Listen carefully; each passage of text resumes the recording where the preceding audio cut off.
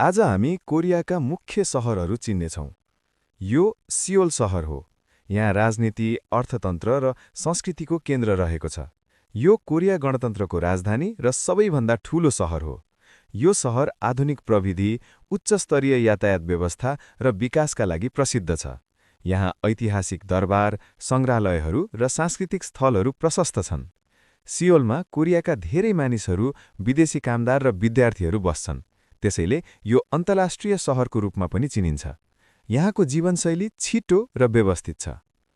यो इन्चोन सहर हो। यो कोरियाको प्रवेशद्वार मानिन्छ।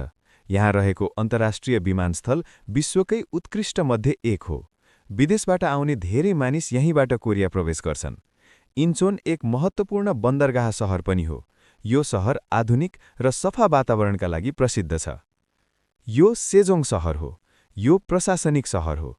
यहाँ कोरियाका धेरै सरकारी कार्यालयहरू रहेका छन्। सरकारी कामकाज सञ्चालन गर्न यो सहर बनाइएको हो।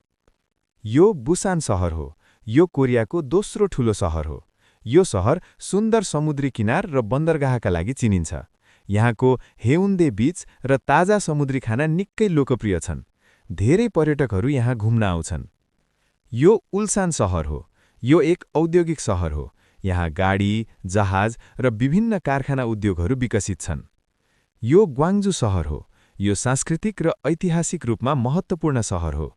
यो सहर कला, शिक्षा र लोकतान्त्रिक आन्दोलनका लागि प्रसिद्ध छ। यहाँको वातावरण शान्त र सांस्कृतिक रूपमा समृद्ध मानिन्छ। यसरी कोरियामा फरक फरक विशेषता भएका धेरै सहरहरू छन्।